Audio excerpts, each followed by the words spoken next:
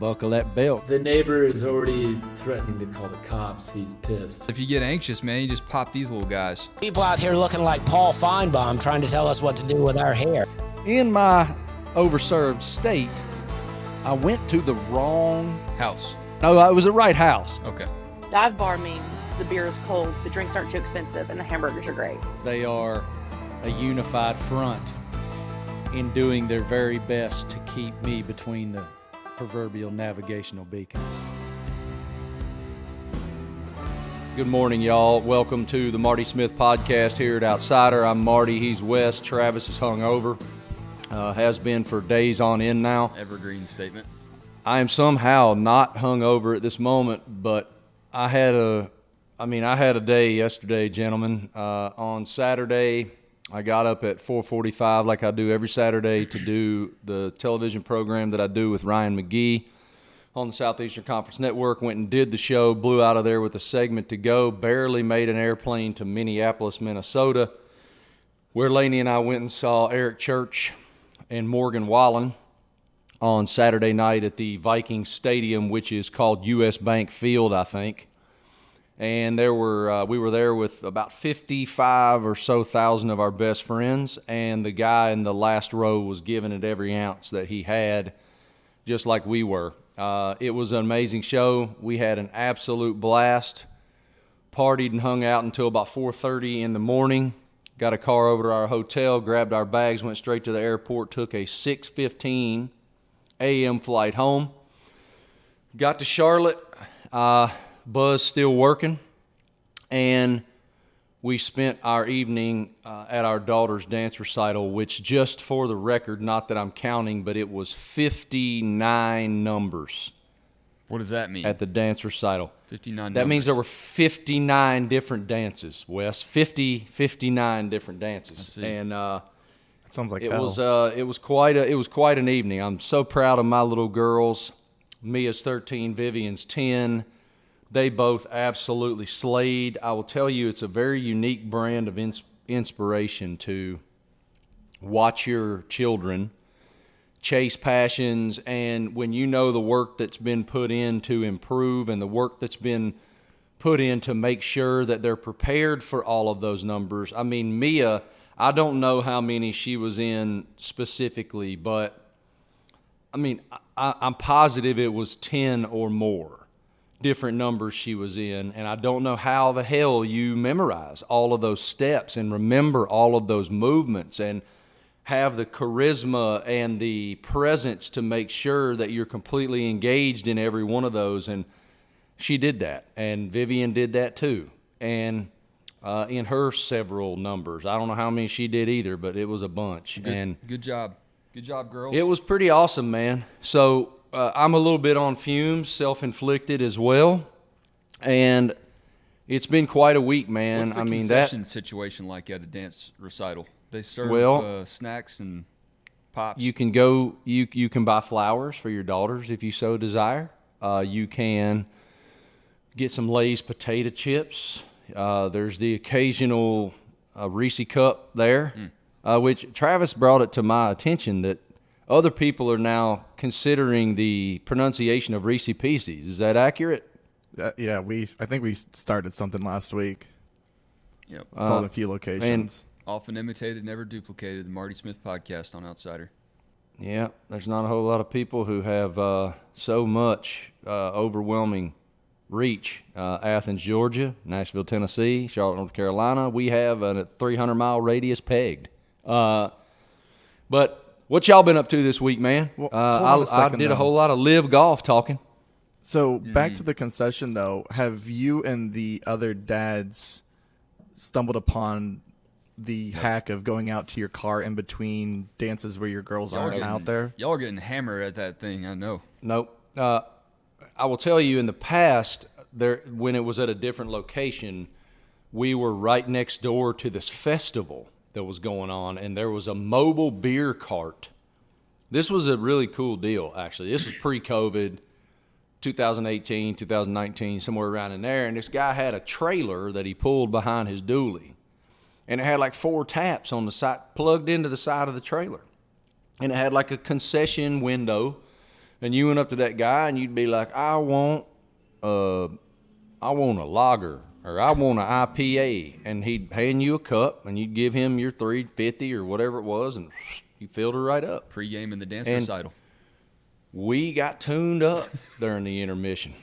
I mean, we got tuned up, and there's no way I could have done that on Sunday, though. I'm telling you, you can't imagine.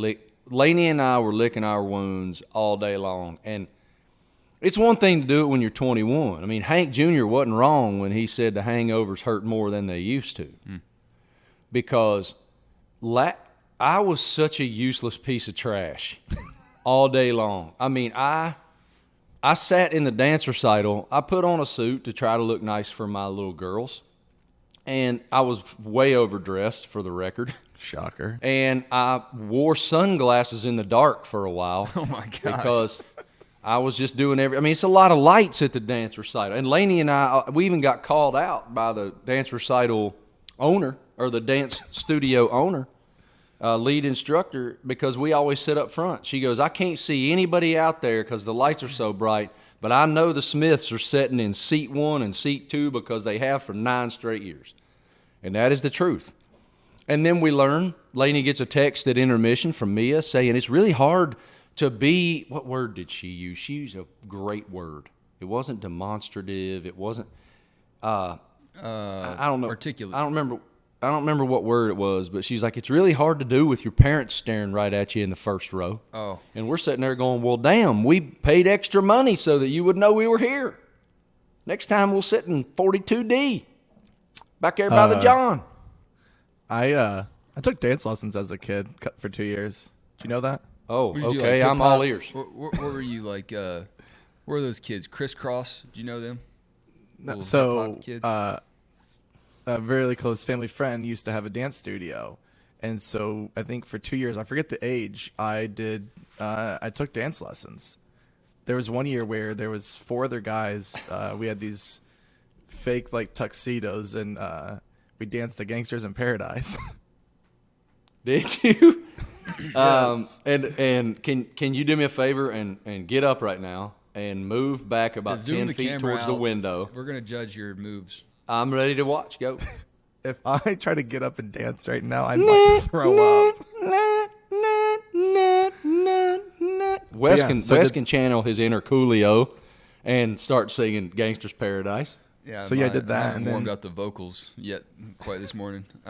What, Wes? Show me your vocal warm up exercises.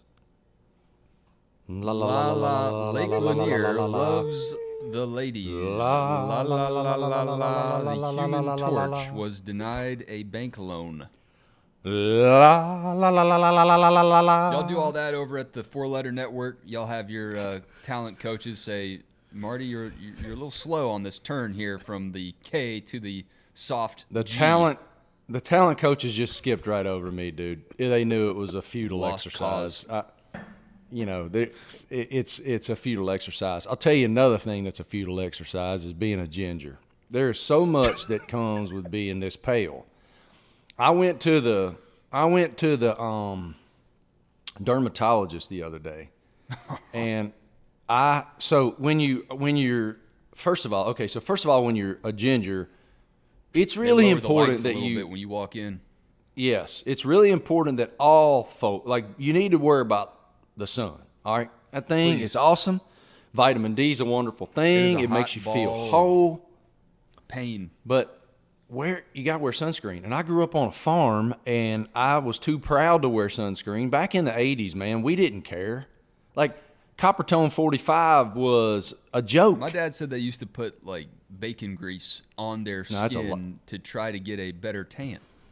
Well, maybe your dad did. I didn't go that far, but I can tell you that we would throw hay bales all day long. I mean, I'm talking 10 o'clock in the morning until dark.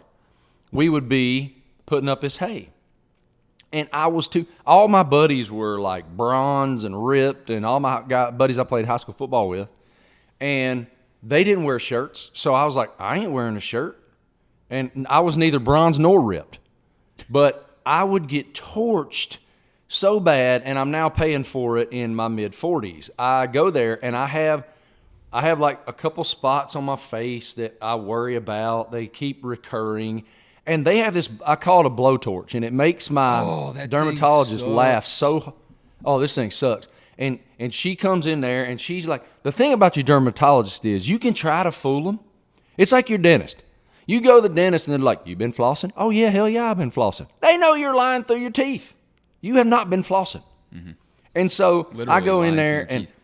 literally lying right through your teeth as you got your mouth wide open and they're, scraping the crap How about off the your dentist teeth. that So, asks you questions while your mouth is being drilled upon? What are you doing? I love my dentist. I love him. He's a friend of mine. My dentist is a buddy of mine, but he went to West Virginia University, and he constantly wants to ask me about the football team or the basketball team or whatever season we're in. What do you think about Neil And he's Brown like, this man, year?" I saw you at that F1 race. That must have been crazy. You can't. Yeah, you're doing your vocal exercises because that's the only sound you can emit at that moment. And that's it. I mean, that's all you can do. You're like Sloth from the Goonies. I mean, you can't make any real words. But anyway, Baby Ruth. So so Dana, my dermatologist, comes in, and she has the blowtorch. Her assistant has the blowtorch. And what this thing is, it's like, I don't know what's in it. It's like but frozen it's right. nitrogen or something. Yes. And if you have like a little flaky spot, or you have I have this flaky spot right here, or it's over here, I mean. And so they come in and she's looking at it and she's like, I can tell you're doing an awesome job with your sunscreen. You're doing a great job. I'm like, well, how can you tell? Because I ain't burnt. She was like, nope, your freckles evened out. And I was like, what's that? What? How does that happen? She was like, your skin tone has evened out so much. I can tell that you've been diligently wearing your sunscreen. And she goes, well, what's troubling you here? And I pointed at this thing, and I got this thing above my eyebrow right here. And she's like, okay, yeah, we can take care of that. And she kind of just does one of these. And she's like, okay. I was like, look, I don't want a big bubble blister all over my face. Like, how can we do this? And she goes, Lowers the it's shield like, over her face. and I'm like, oh my God, blowtorch. And I kept calling it a blowtorch. And they were, two ladies were rolling. They thought that was so funny. But I've spent my last few days ever since the blowtorch incident lathering up with Aquaphor. Y'all know what Aquaphor is? Yeah, dude, I got a 2-year-old. What? We got Aquaphor Oh, yeah, you definitely on know a Aquaphor. utility belt. What's Parental Aquaphor? utility belt, Pampers, Aquaphor, Desitin butt cream, Boogie wipes. Boogie wipes for sure. Yeah, man, all of it. And if they're young enough, you definitely have the holster with the binky in it. They're fired up. You just whip that thing out. On like a retractable cord. Yes. Or we had this one when my kids were young. It was a puppy dog. It was a red puppy dog that was about a foot long that had the binky sewed into the dog's nose or mouth or something. And so our baby would hold the dog and had the pacifier and didn't even realize that the pacifier was there because they were playing with the little dog. It's genius. Oh. Genius. Yeah, I don't know what it's called though. I'm past that stage, Wesley. So What the hell?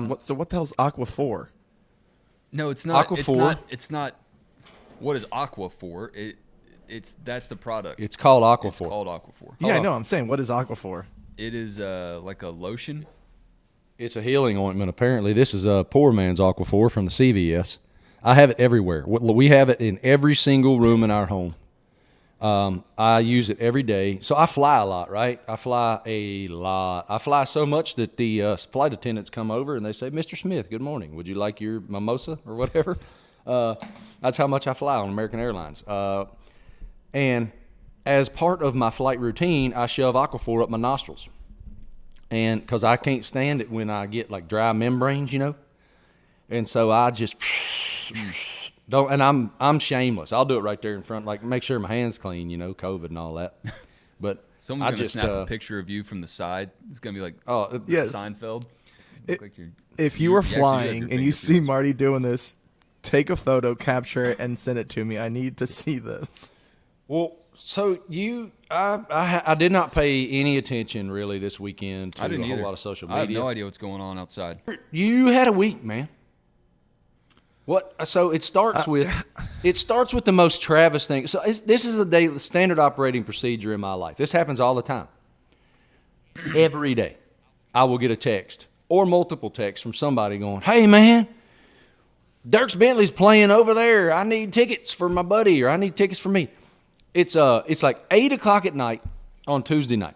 Luke Combs, the biggest damn star in country music, is going to play a parking lot show for BMI at wherever he played it. And BMI. it was for BMI, right? It was at Yeah, it was in Was their it at parking BMI? lot. Okay. Yeah. All right, this show is 24 hours away. It's going to happen at like 7:30 at night on the next night. And I'm sitting there just minding my business. Phone starts buzzing across the room. Cameron's like, "Daddy, your phone's buzzing." I said, "I don't give a damn, son. I don't care. Leave it." So I get up a little while later and I go over to get a beer or to fill up my water or whatever I'm doing. And it's, 5 or 6 text messages. And the top one is from Travis. "Hey, man, I don't know if you saw my text, but Luke's playing a concert tomorrow night at BMI parking lot, and I'd love to go." Like if asking you Dad could, for the keys to the car at like. you think you 7 could help me p.m. out? Holy crap. So, I mean, it's like, yes, okay, just give me a minute. I need a minute. And so I reached out to a few friends of mine and said, Pull up "Hey, some man, tour dates then. I know not a single soul has contacted you about maybe getting tickets to see this show you're playing, but think you could help me out?" And of course, Travis is enabled. I helped him out. That was my. So I went out Monday night to Whiskey Jam. Took Tuesday off. Then I went to that, and then it was just a complete just. I've never gone to CMA Fest. Give me your play-by-play. What's it like?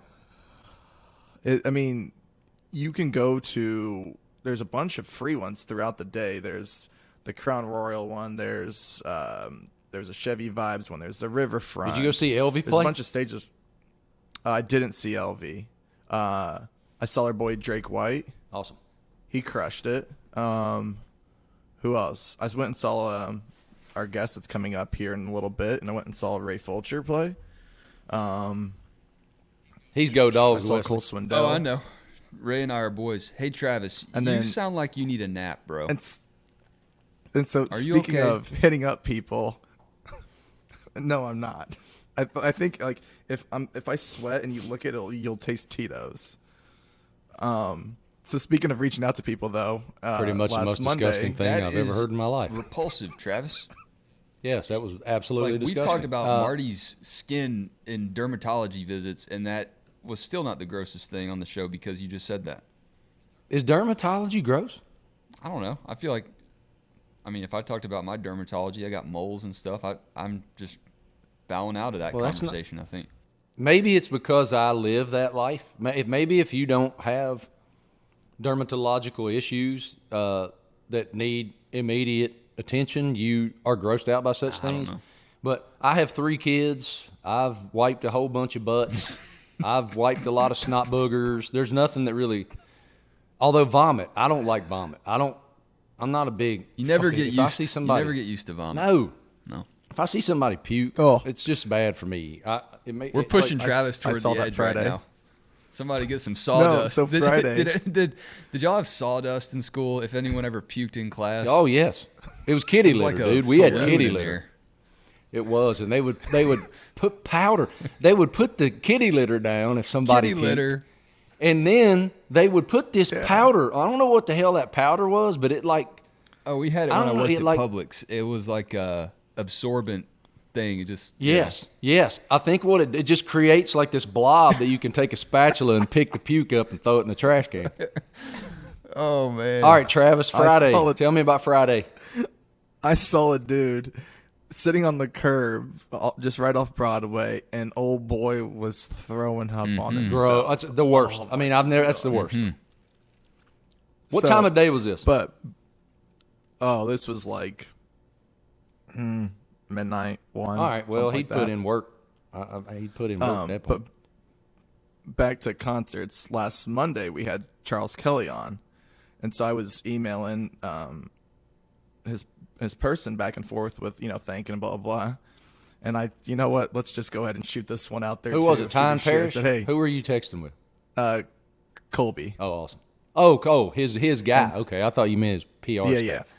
And I said, hey, I know it's last minute, so no is a perfectly fine answer. I go, but can I get a ticket to the Sunday show? Because Lady A was playing at Nissan Stadium. He said, sure. How many? I said, 3'd be awesome, but I'll take 1. And so I got 3. Hey, worst they can say is no, right? So, yeah. Or F off. So thank you, Colby. So yeah, I went and saw Dirks, Lady A, Old Dominion, L King, Ashley McBride came out, Breland came out at one they've point. all been on Man, the that's show. like a Marty Smith podcast alumni. I should call that the Marty association Smith right there. podcast tour. Well, so where are you in the recovery process right now? What time did you go to bed last night? I think I got into bed at like 1:32. Okay. I Are had you to go home still and I had to buzzing take right a now? Shower. Are you still buzzing right now? Maybe just a No, little I bit? could like if someone said you want to go drink, I could go. I can tell. hurting, Now, see, but- that's a different level. Like I can't.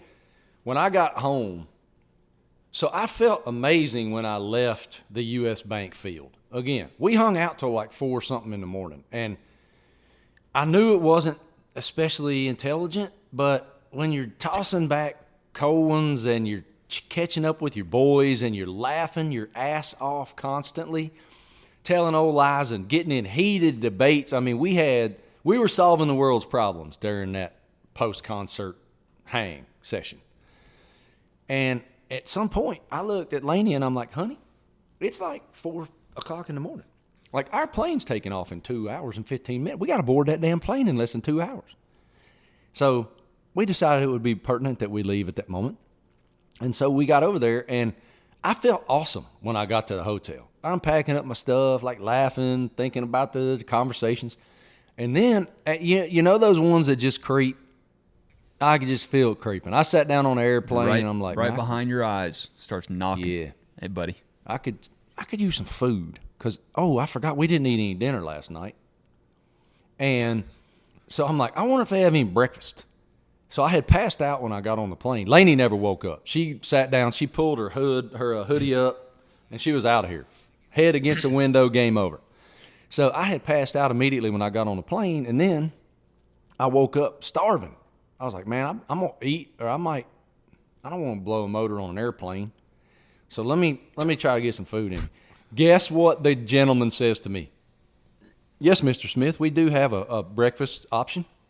I'm sorry, I had fruit plates with yogurt, but those are all gone. I only got 5 of those plates. They've already been consumed, but we do have smoked salmon. If he would have given me smoked salmon, it would have been the 4th of July. Even smelling it, dude. What in the You imagine- world are they doing up Imagine there being- in Minnesota? Imagine being hammered, okay? Imagine being hammered and you can feel the hangover creeping while you're sleeping. And they put smoked salmon down in front of you. Dude, it's not the right choice. It is not. Get the sawdust ready. Yeah. Get that kitty litter and that congealing powder ready because it's coming. That sounds. We're about 5 minutes away here Hey, let me.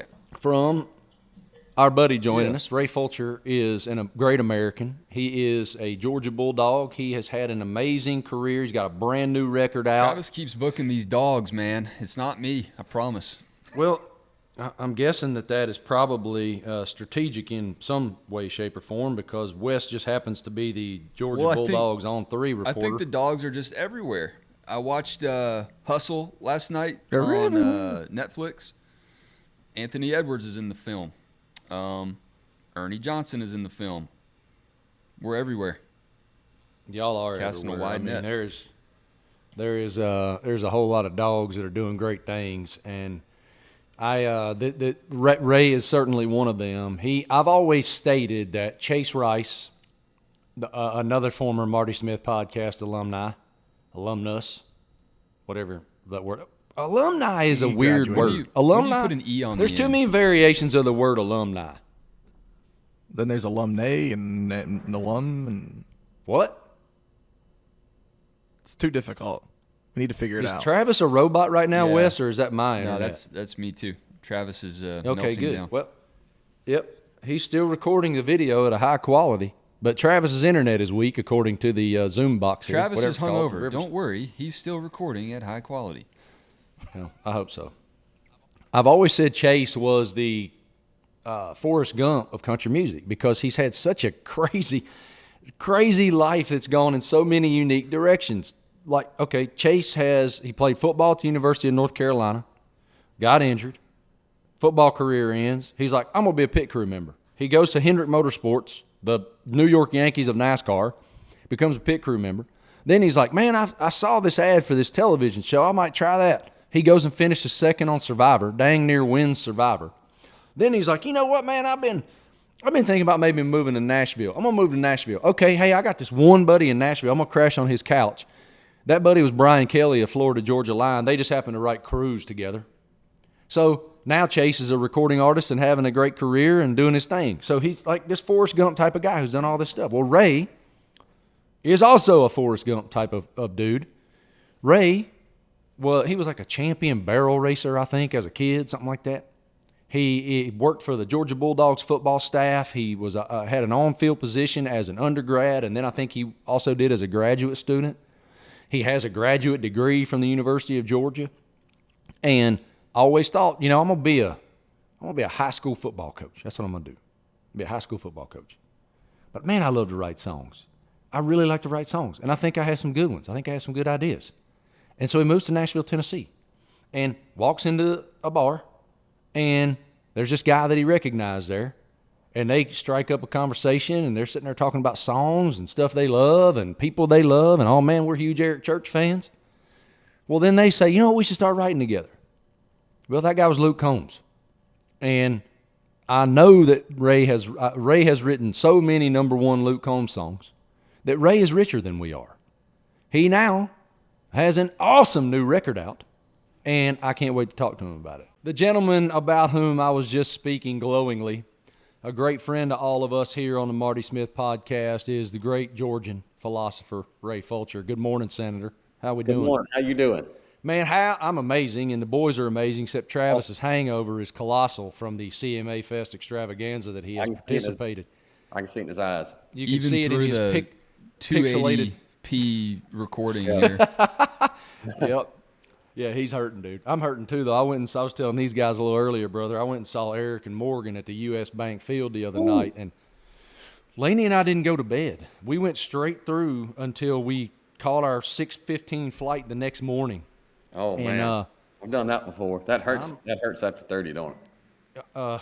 I just told those boys, speaking of great Southern philosophers, Hank Williams Jr. wasn't lying when he said the hangovers hurt more than they used to. I'm on a 2-day run here, Jack.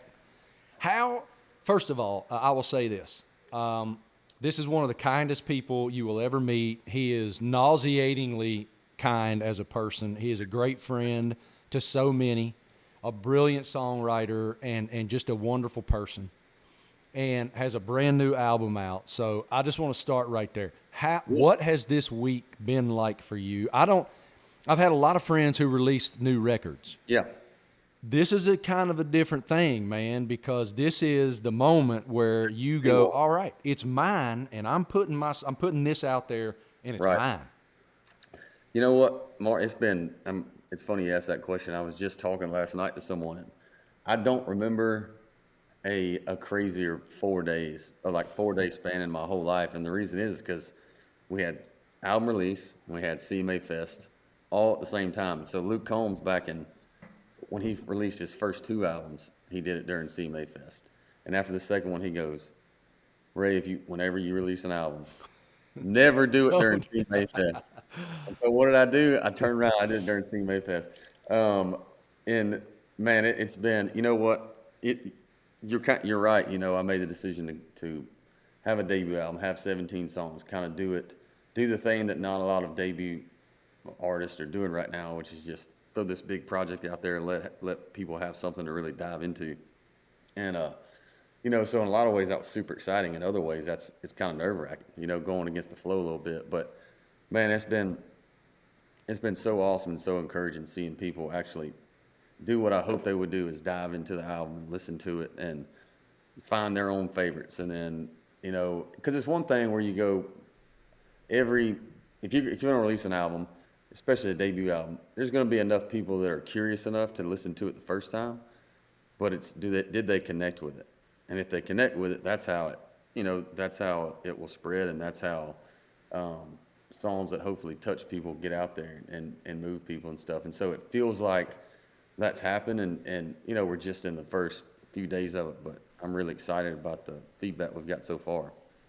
The timing of Love You Son Go Dogs couldn't have been better. Congratulations on that. I mean, Yes, I know. Thank you. what Thank in you. the world, man?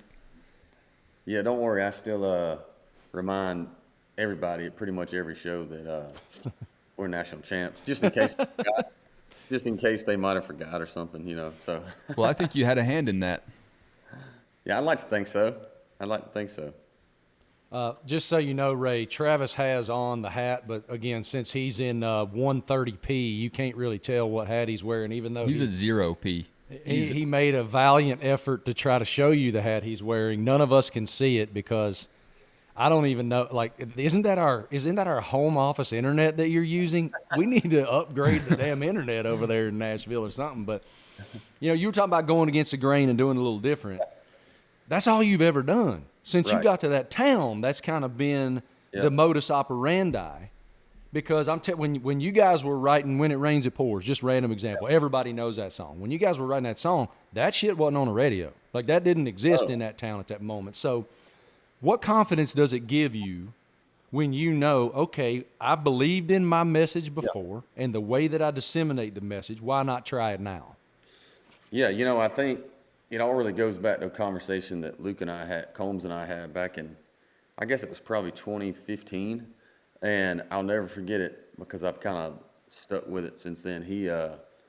We were writing these songs that we were trying to kind of figure out, well, what does Nashville want?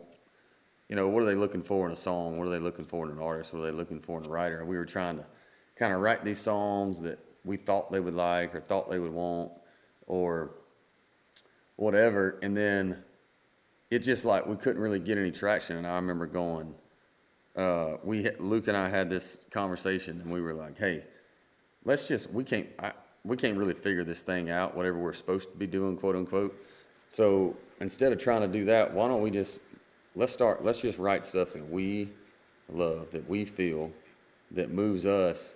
Because at the end of the day, if the worst thing happened and we didn't become successful or whatever you want to call it, we can look back and have stuff that we're really proud of and stuff that we're proud to show our kids later on and stuff, so that we have something that means something to us coming out of this. And I remember we go, all right, let's just double down on that. So we did that for a little while, and then a couple months later, we started getting meetings for publishers for me, and then record labels for him. And I remember even a couple months later, Luke got turned down by every record label in town, and then we had a reconvening. We were like, let's stick with our plan. Let's keep doing this. And then things happen like they happened with Luke, and everybody knows that story. But what I want to tell you is those the four songs that he got turned down the first time by every record label in town was When It Rains, It Pours, Hurricane, One Number Away, and I Got Away With You. And now 3 of those are number ones, and then one of them is top 3 songs for me that I've ever written. And so what I learned from all that is that, man, we just what's my true north? And whatever that is, I'm going to stick with that. And and I have confidence that if I'm authentic in that people can feel that over time, even if it don't show it tomorrow. So You wrote a pretty personal note on your Instagram just about the journey of making this album and having the vision for it ever since you saw Eric Church, at the Georgia Theater. What was the toughest thing about seeing this through? It's been a long time coming, obviously. Yeah, I think it's been a lot of things. It's what we do is a roller coaster ride, and I think for me, it's there's so many times when I could have been, and there's a lot of people that have called me crazy for not doing this, and that's okay. I've got the songwriting career. It's like, why not just do that? I've been successful in that, and we've got a really good thing going with Luke and other people and other cuts and all this stuff. But for me, it was not. It it wasn't the thing that, even though I'm super proud of that and I'm excited about that, and that is a thing that I'm going to continue to do because I do love it. But that wasn't the thing that kept me up at night before I moved to Nashville, thinking about and dreaming about. And so for me, I had to be true to that and see that thing to the end. And what's hard is when you don't necessarily see the maybe the growth as fast as you would want or whatever. You know, we have, as humans, we have these kind of timelines in our head. And what they say is like, the good Lord he's going to laugh at those because he's got his own plans. And so but what I think what I'm called to do is not know, and what we're called to do is not know the timing of it, but it's to put in the work and be prepared when the opportunities come. And so, there has been times where, you drive, 15 hours in a van and back, and you're losing money on the show. And then you're doing this on the songwriting side. And so there's them little voices in your head that go, man, what are you doing? Are you crazy? And it's not being a new artist is not for the faint of heart, for sure. And there's been times where, you go, man, is this what, should I still be doing this? And then what I always go back to is that night at Georgia. That's why I put that on that message. When it gets hard, I always go back to, how did I feel that night? What is my why? And my why is to move people, and it was really and I always go back to, it's not about me, it's about them, because at one time I was one of them, and I remember how I felt that night and how I still feel when I go see guys like Eric Church and George Strait and even my buddy Luke Combs, and I see how it affects people viscerally, and and that's the why. That's why I'm here. And so once I kind of come back to that home base, I'm always good. But yeah, it's they don't call it a tough town or a 10-year town for nothing. It's a thing that will beat you up if you let it, and it's gonna beat you up. I don't care who you are. But it's kind of coming back and remembering why we're doing this in the first place. So there are guys on every corner on Broadway and the outer reaches in Nashville who have been told no 4 times, 5 times, 10 times. And they have great songs too. Yep. And they pack up their shit and they move back to nowhere, Georgia. Yep. And that was their path. Why did y'all work? Like, why did it work? I've wondered that sometimes too, and I think for Luke, I think, before I speak about myself, I think for a guy like Luke, he's just, everybody always asks me, is he everything that we think he is, like behind the camera? And I go, no, he's not. He's even better. He's even cooler than you see, because he's the most down to earth human, most loyal human, and most thoughtful human. One of the most thoughtful humans I've ever met. He also has a generational voice. The first time I heard him sing, I always tell people this. I go, there's 2 times in my life where I've seen something the first time and I go, that's life-changing. That's like something that I've never seen before. They're built so different that there's no way they can't be successful in this. And that is the first time I saw Matt Stafford throw a football. It's when he was 17 years old as a early enrollee at Georgia. And the first time I heard Luke Combs sing. And there's just some things that you ain't gonna get in the way of. And I think those are 2 of those things, but as far as the songs go, I think it all really just does come back to putting those blinders on. And then, I think there's a certain thing in us as a songwriter, and and to me, it's either you're born with it or you're not. It's like this way to kind of feel these things and put them into words to where even if you don't say what you're feeling, the listener can feel it and get what you're trying to say in it, and somehow evoke that emotion. And I think the good Lord that I think I was given some of that, and I think that a guy like Luke was given a lot of that too. And I also think it's just daggone you got to be a little crazy and a little stubborn to do what we do. And I think sometimes it takes a lot of of not taking no for an answer for years and years and years and being resilient. And I think on all that stuff put together, I think you got a shot. And also too, for mine and Luke's thing, I think it was a timing thing. I think country music was at a point when Luke really kind of took off that it was really starved for that sound and for that kind of lyric. And again, it was not something that we could ever take credit for being some mad scientist and being like, oh, this was all thought out and planned, and it happened just like we planned it. You know, we were just a couple of good old boys that were just decided we're going to do what we want to do, and we're going to stop chasing. You know, we're going to stop chasing what we think we're supposed to be doing. Let's just be us, and that's when it started working. You mentioned Stafford. I don't know how many people are aware of, you know, the experience you had working on Georgia's football team, going to school there, and all that. How far back does your writing passion go? Were you like writing things on the side while you were, you know, doing assistant work with the Dogs, or were you totally focused on that and then you went into writing? Well, later on, it wasn't so. I was a grad assistant at Georgia after I was a student worker. So during my student time there, for the most part, until later on, I mean, it wasn't till I think late in my junior or early in my senior years when I saw Eric. You know, I was 20 years old, I think it was, when I saw Eric for the first time, and that's when I picked up a guitar. And then I really didn't start writing until I was kind of in my graduate program. And so when I was in my graduate program, I was doing like, you know, I would come into it was my senior year. It was my last semester of my senior year. I saw Eric earlier in my senior year because I remember this vividly.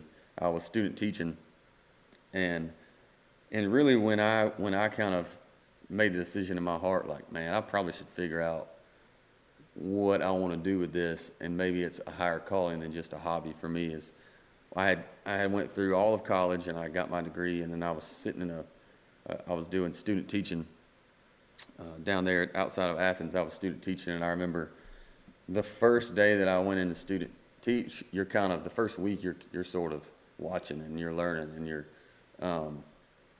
the kind of host teacher of the classroom. And I remember vividly being in the back of the classroom writing my first song. I was back there, like, I had this idea and I was writing it down. I really had no melody, but I was writing these words down. And I remember just this kind of juxtaposition of like, I'm in this place training for what I've gone to school for, and I'm in the back of the classroom writing a song. And that kind of was a light bulb for me that was like, you know, maybe I should kind of figure out where this is going, because obviously I kind of felt where my heart was in that moment. But I really didn't start, and it was kind of after that, during my graduate time at Georgia, when I started kind of playing shows, and most of those were cover shows. But then I started trying to write some songs in the meantime, kind of when I wasn't working for the team. But what I did realize first is that that writing songs was to me a lot like, the way I made it make sense was, I was like a history education major, social science, and we wrote so many argumentative essays, these long 20-page papers. And then what made it make all click for me is, for being a songwriter, even though I say to everybody, the first 100 songs are you're probably gonna write 100 bad ones before you write your first good one. You just know that. And so my first songs were not that great, but the way I made them make sense as far as structure was, I was like, okay, all a song is a really short argumentative essay that always points back to this one idea, and then it just rhymes, and it's got a melody, and it's got this kind of scheme that it stays in. But other than that, sounds super easy. Yeah. I'm going to go write an album. But once I made that, but I was always I was always a really good, for whatever reason, paper writer. Like, I always could kind of I was pointing back, you know, in a song, it's pointing back to that hook. Like, what do you want the listener to get out of it?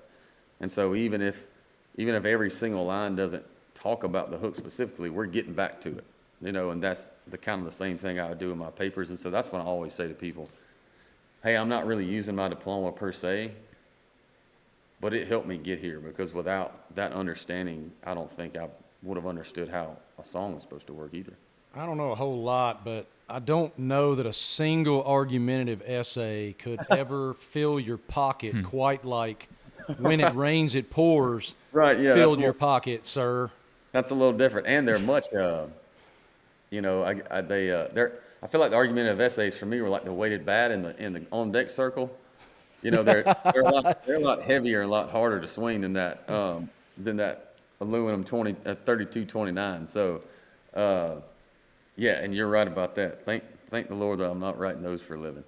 One of the things that I admire, and I've always been this way, I think a lot of people are a little bit fearful and have a bit of trepidation to walk up to someone who inspires them and just say it. Mm-hmm. You talk about Eric, and I'm going to ask you about him in just a minute, but I did the same thing. I mean, I will maintain, everybody knows anything about me, they know I feel this way. He saved my life. I was I was rudderless. Yep. After I lost my dad. I was lost. I was going through things, even consciously and subconsciously, that I never could have been able to crystallize and make my way through if it weren't for sinners like me. That album saved me. And when I met him, I told him, and I was mortified, embarrassed as all hell. I couldn't believe I said it, but what that was the seed planted that spawned one of the most beautiful friendships in my life. Certainly one of the most impactful. Now, when that person has that kind of impact on you, Ray Fulcher, as you're watching him at the Georgia Theater, and then, oh my God, I actually have the opportunity to tell him. Yeah. How did you tell him? What did you say? And this is a two-part question. This is not a press conference, but I'm going to take that liberty. Go ahead. How'd you tell him? And then, oh my God, does to me, he actually says, yes, I will sing on that track. Right. Go. So, actually, the second one came before the first one, which was kind of cool that it worked out that way. So, Luke and I wrote, I'm going to start with Does to Me. So, Luke and I wrote Does to Me and a guy named Tyler Reeve, who you may know too. I know Tyler, great. Yeah. He's an awesome guy. We probably wrote it in 16, before Luke's first album came out, but it was already done. So, we wrote this song, and I remember when we wrote it, we go, man, this would sound awesome on this as Eric Church. And then we're just kind of like, well, we can all dream, but Eric's Eric and we're us, and we don't know how to get, we don't have his number on speed dial. So, but because that first album was already done, it was going to be a year and a half before Luke recorded again. In that year and a half, the rocket ship took off. Luke became who we know Luke to be today. And then, so every time that song would come up, Luke and I would continue to talk about, man, somebody should get that thing to Eric. And I remember Luke played a thing in, Luke and Jonathan Singleton went to see Eric play in, I think, Louisville, I think that's where it was. And somehow, Eric and Luke got to meet. And then Luke got to tell his version of being a fan and just talk to him about those first two records and how they were life-changing. And then somehow that night, they got to listen to songs. And Eric heard this song. And next thing you know, it's a month later, and Luke's calling me, telling me that Eric Church is going to be on this song that we're writing. And I remember I was in a little house in Hendersonville, Tennessee at the time, and he called me and goes, "You sitting down?" I go, "Yeah." He goes, "Remember that Does to Me song that we always said Eric would sound good on?" I go, "Yeah." He goes, "Well, Eric's going to sing on it." I go, "Dude, now you can mess with me about a lot of stuff now. Don't be lying to me about this. I know you're bullcrapping me. Tell me what you really call me about." He's like, "Dude, no, I'm serious." I go, "Man, are you serious?" And he goes, "Yeah, I'm serious." And then I'm screaming, running around the house, and then I get silent because I'm like so overwhelmed. I'm like tearing up and all this. So this happens, all right? That happens, and that's so overwhelming. So later on that year in November of, I think, 2018, I think it was. November of 2018, Luke and I are getting an award at the BMI Awards for When It Rains, It Pours. And so at the end of the night, when I'm standing there, I'm talking. I know that Chief's in the room. I mean, I get eyes on him first time he comes in. I'm like, there he is. There's Chief. There's the GOAT right there. And so I remember standing in a circle with my friends at the end, and it's me, and it's Drew Parker, and it's one of my publishers, and it's another guy who I can't quite remember who it was, but it was four of us at the end of the night. And I remember I'm talking to these guys, and I see someone out of the corner of my eye just kind of walking up to me.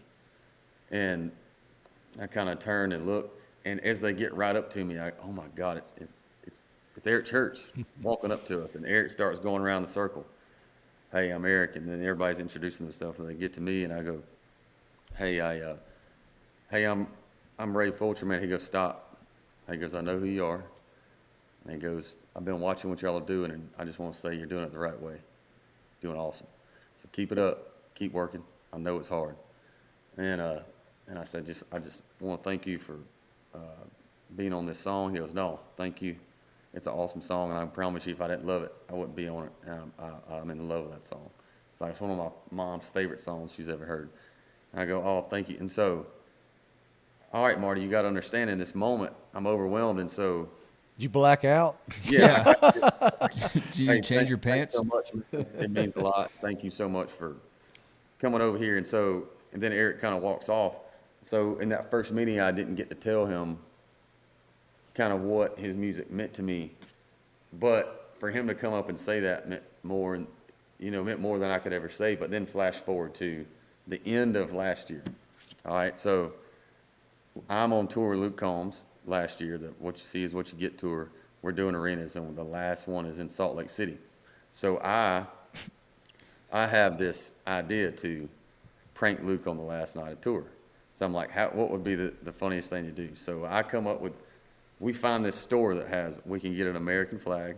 I've already got the Chief starter kit in my suitcase. So I borrow my bass player's bandana, put it in the back of my thing. I put like a necklace on, and I put the American flag. And then I get Ashley McBride's Glam Girl to put a little gray in my hair, flick it back, put a little gray in my hair and my beard. So that night I pranked Luke, and to this day I think 3/4 of the people there in the crowd that night thought it was Eric Church. Even because Luke's getting all these messages. It's awesome you brought out Eric Church. Dude, And I'm watching the video right now, and Yeah. you could have fooled me. Yeah, Luke thought it was, and Luke told me afterwards, because you can see it in his eyes. When I came up on stage, he thought it was Eric for the first 3 or 4 seconds, and then you kind of see that in his eyes, like, oh, you got me. So but earlier in the year, I had planned to the next day, I'm flying to Greenville, South Carolina to go down and watch Eric play. And I'm finishing up my touring year with a present to myself, and that's going to see Chief. So I get there the next day, and then I get a random text on my phone, and it's the guy that goes, hey, this is Marshall with Eric. He heard that you're going to be here tonight. He wants to hang out later. And I'm like, what the heck? He's like, just hang out at the end of the show. I'll tell you where to come to. So I was with a bunch of buddies, and Marshall just goes, hey, I couldn't bring everybody back. I didn't ask to bring everybody, didn't want to. So anyway, at the end of the show, Marshall texts me, and I meet him. And I'm waiting there for a little while, and Eric's kind of talking to his family and stuff. And then Marshall comes and gets me, and he brings me back to the back, and I turn the corner, and there's Eric. And the first thing he says to me is, damn, man, am I really that gray? And I go, no. He goes, man, that was pretty good last night. He goes, I got about 20 people that texted me this morning asking me why I was in Salt Lake City last night. So, and that was a really good icebreaker. And I tell you what, I spent 3 hours with Eric that night, and that was when I finally got to tell him what his music and what those albums have meant to me. And I left that room that night feeling like, for the first time ever, that maybe I truly, and not that I didn't feel this before, but just, man, I belong, because Eric's in here, and we're talking shop, and we're talking about songs, and he's asking me my opinion on this song or that song, my opinion on what he's doing, and really, and whether he cared or not, making me truly feel like that he cared what I had to say, and I got to tell him, the reason I'm here today, the reason that I ever even moved to Nashville is because 2006 inside Georgia Theater. And I'll forever go back to that moment. And we got to talk about lightning, and we got to talk about the Battle of Betty's Love, which is a song that Eric wrote that I found through my publisher that he wrote back in 2004. I mean, it's 18 years old. and and to my knowledge, and then we got the courage to ask if I could record it. And to my knowledge, I'm one of only about a handful of people that's ever got to cut an Eric Church song. And that, I mean, I can't even like find a word that describes the feeling of that. You, Morgan, Keith Urban, Terry Clark. Terry Clark cut World Needs a Drink. Yeah, and I just said 5 because there's got to be another, but that's the only 4 that I know. And then it's funny, he brought it up and said, "Man, I love that song." And it just fell between the cracks of album 1 and 2, and that happens all the time. It's happened, you know, it just happens because we write all the time, and he said, "Man, it's an honor that it's going to see the light of day, and for someone who I respect to do it means a lot." And for Eric to say that to me, it's like, man, what in the world is life right now? And so I just, you know, that's kind of my story of when I got to talk to Eric about what his music means to me. But I think I want to use that opportunity even more to just go, you know, there's a reason he is who he is, man. He's just, and why you're as good of friends as you are, because the guy is just kind of like Luke in the sense where I say, is he as cool as everybody thinks he is? He's cooler. And you know, they say sometimes you shouldn't meet your heroes because maybe they're not as cool. Well, I thank God I did, because even cooler than I could have imagined, and so just graceful towards me. And, you know, and I've since got to text with him about Battle of Betty's Love, and got to send him the final version of it. And to have him, for me to get the text back, like, holy crap, man, in all caps, and just go, this is everything I could have ever wanted it to be. This is freaking awesome. Y'all killed it. And for that to come from the Chief, you know, it's that is certainly a thing where you go, I never dreamed that big. You know. So I'm really proud of that, and I'm also happy that we finally got the chance to hang and got to really truly dive in and me tell him what his music has meant to me. That validation is everything, man. It's so cool to actually hear that from your heroes. Yeah. Another big dream for you and me, Ray, watching the Braves win a World Series, Yes. and then watching the Dogs win it. I saw you were in Houston. Did you have any regrets that you were not able to attend in Indy for the Natty? So, you know, I've asked myself that question too. I got to go to Houston and be there, and got to shed tears right there I didn't care if it was home or away or whatever. Also, I want to say this real quick. Jorge Soler's ball still hasn't landed. No, they haven't found it. It's on Mars. Like, the second he hit it, I was in right field, so I had a great vantage point of that kind of launch angle.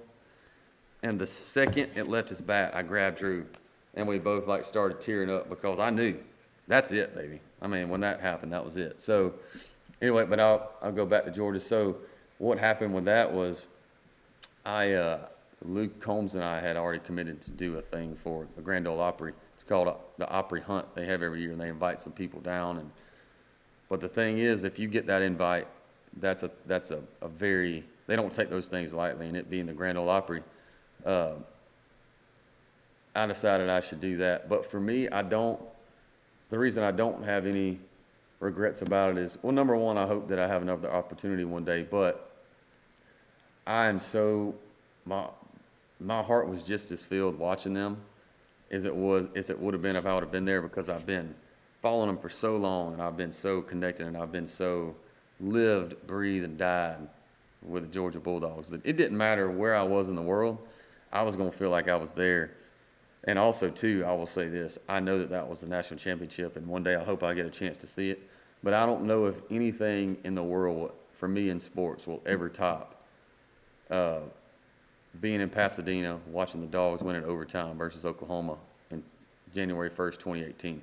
That, to me, is the pinnacle. I know it was the national championship, but I don't know that anything will ever top that experience for me. No, I'm with you, man. That was special. One of the greatest games ever played, man. Yeah. Good gosh. What was Kirby like in 2005 when he was back on campus for a year coaching up the running backs? Yeah, so I was with the quarterbacks then, and Kirby was with the running backs. I can tell you this: it was a different feeling, that running backs room. It was, I mean, that dude is on another level with intensity. And I just remember a whole lot more screaming going on in that running back corner than I remembered the year before, my first year there. But you could just tell. I mean, that you could tell from the second he stepped in campus, like, this dude's gonna be successful because he ain't got no other option. Like, this dude gets it. You know what I mean? And just the intensity and just the attention to detail and just the kind of the quickness of football knowledge and X's and O's was just, I always has been on a different level. But I do remember there being quite a bit of increase in intensity in that room when he got there, and I don't think that's ever changed with him. Marty, we found out that Kirby is a Coors Light guy. He was at the Braves game the other day, and they caught him on the Jumbotron with the Coors. Based on so after Georgia won the national title, I was standing on the field forever and ever and then ever and ever and ever and ever and ever and ever and ever waiting to interview Kirby Smart and Stetson Bennett for the Southeastern Conference Network and for the Sports Center television program. I'm not kidding you. If it was 1 minute, it was 2 hours. I waited for those guys. Well, finally they come back out of the press conference, locker room, whatever. And Kirby comes running over to me, and he, like, mauls me. Oh, my God, we did it, we did it, we did it. He's pumping his fist in the air. I was like, how many cold beers you going to drink tonight? He goes, I might just turn it up to a whole other level than cold beer, son. That's one thing I like about him. That's one thing I love about Kirby Smart, son. He ain't afraid of no damn cold beer. He ain't afraid of it, no. He just old South Georgia boy. It's like I said to church the other night. I said, it's a bad day to be a cold beer. It sure is. And Ray Fulcher's going to write that song in 20 minutes when he hangs up with us. Dang right, I am. I'm writing it down. It meant a lot to me, brother. We'll let you run on this. We kept you forever, but it meant a lot to me that you cared enough about me to send me the record early. Yeah. I have listened to it constantly on the boat, hanging out, doing work, chopping wood. Chopped all kind of damn wood last week. Yeah. Redneck shit. I love it. And it is so good. And so I wrote Ray back, y'all. He texted me his record back end of May. And I love life-changing money. I love it so much. I love bucket list beers. I love Way Out. Compliment. Like, if y'all have not heard this, you have to go get it because it's just so well done. I would love to know this. It's difficult for artists you probably had, let's call it 35 songs that you wanted to choose from. You may have had 100, pared it down to 30, and then had to get it to 16, 17, whatever that number is. Yeah. How do you define what song makes it and which ones don't? I don't know what other people's process is, but for me, I've made every big decision I've ever made in my life with my gut. It just all comes down to and I remember just looking down on that page, and also just what do I want the theme or what do I want the feel of this album to be? And for me, it was a foundation of whatever comes after this and leaving room for growth, but also being, when you get done with this record, I want people to know kind of every corner of my soul. Who is Ray Fulcher and who is he as an artist? And every little corner of that. And for me, it was, if the song didn't speak to that, then it probably didn't make it. But I mean, it was, when it got down to 25 songs, it literally was just it's a laborious process. Yes. It's like picking kids, y'all. Yes. And I would get down and just go, I would look at, there were sometimes I would look at 2 songs for 2 weeks going, all right, which one is it? And then I would just go, I'm going to sleep on it. And tomorrow I'm going to decide and whatever. And it literally was it was that thing when you kind of move this one, you go, I can't have this record without that song. Yep. You know what I mean? And then the other one, well, maybe it makes the next record or whatever. And then it was all just a gut feeling. And it really didn't until I could go down the list. And that's why it's 17 instead of 12 songs. I didn't think I could tell my first chapter with 12 songs. Yep. Or I was going to 13. ask you how you settled on 17, and it does not surprise me that you settled on 17 because the process was so difficult. It's not, y'all.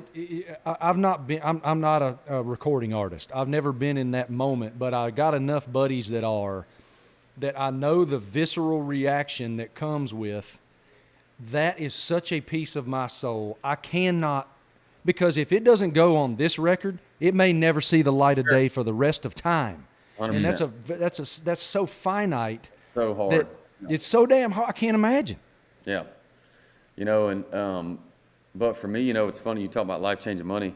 That was that one. That was set number 17 where I go, I can't put out a first record without this song on it. It's so good, man.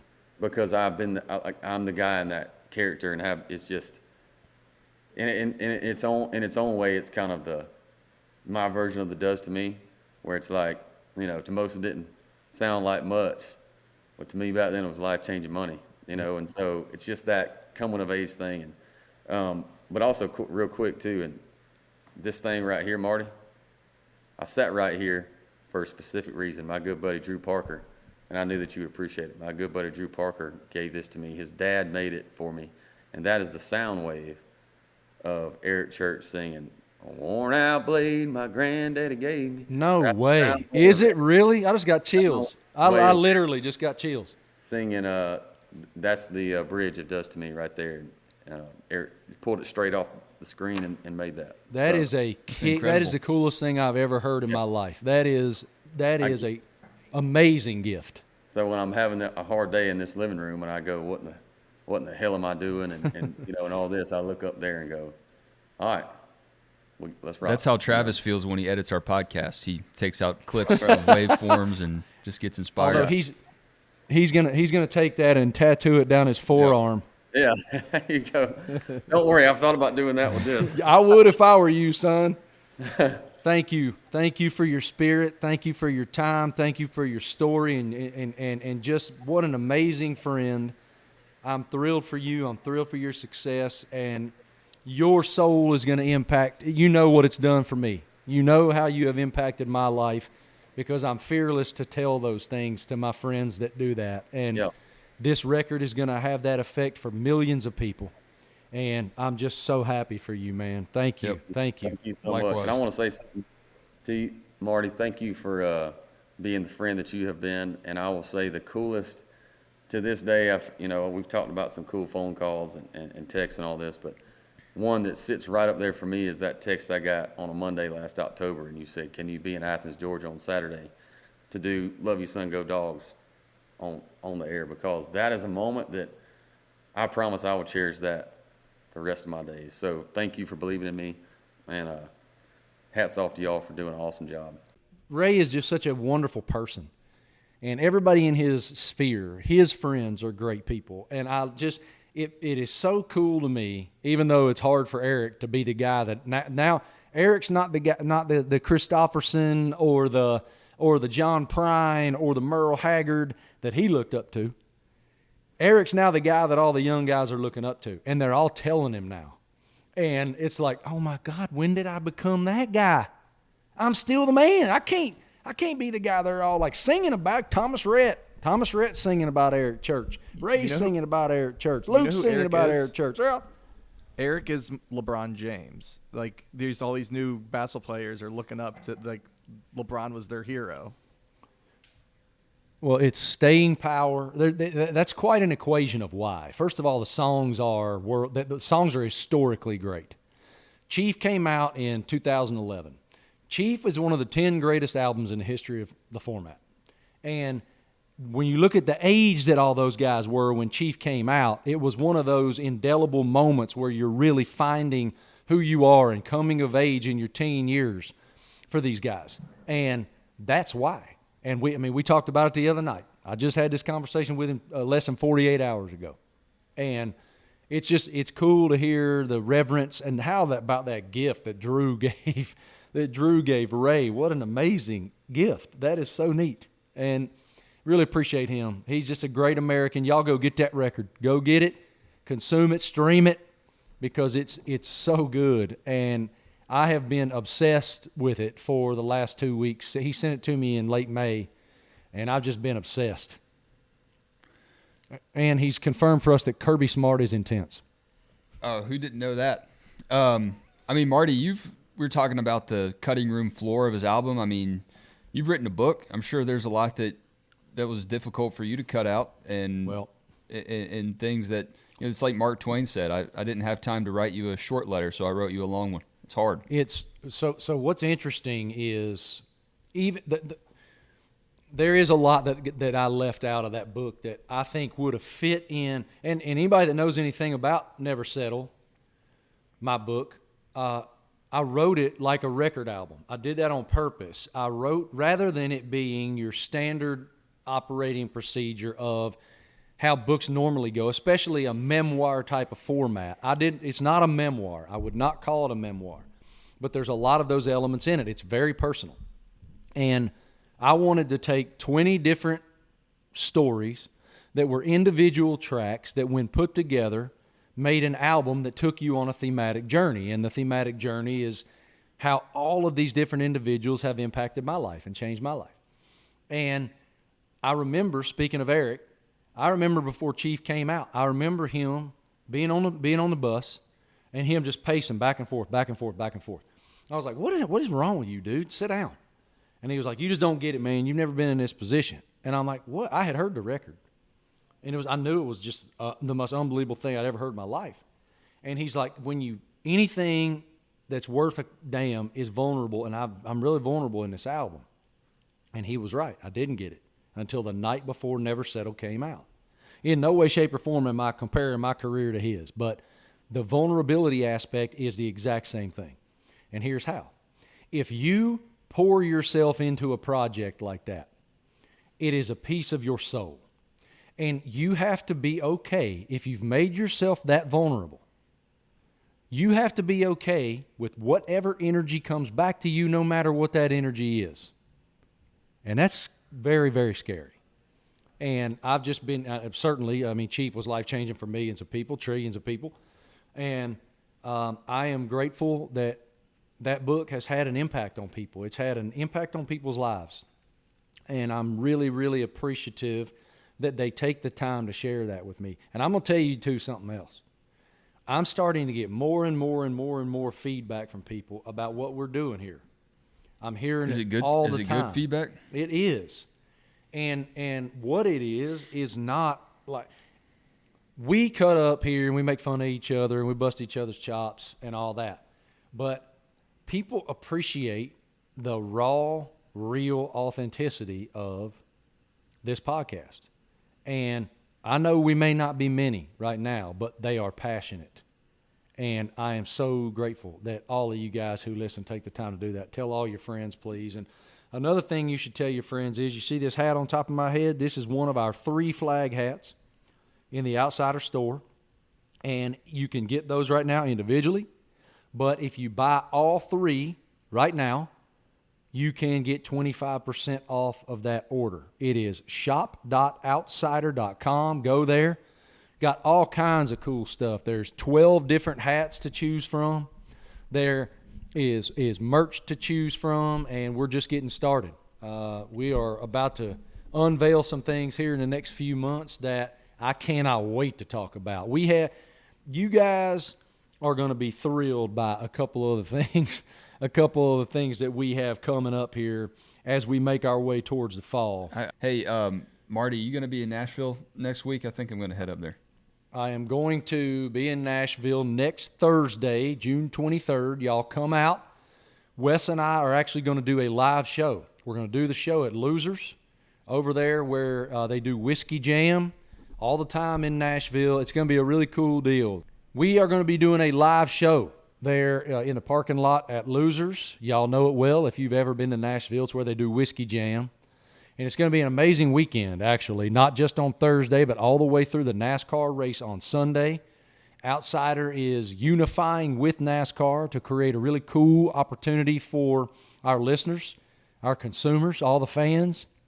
And Wes and I are going to do a live show. Jay Cutler's going to do a live show. He's going to have a few special guests. We're going to have some guests.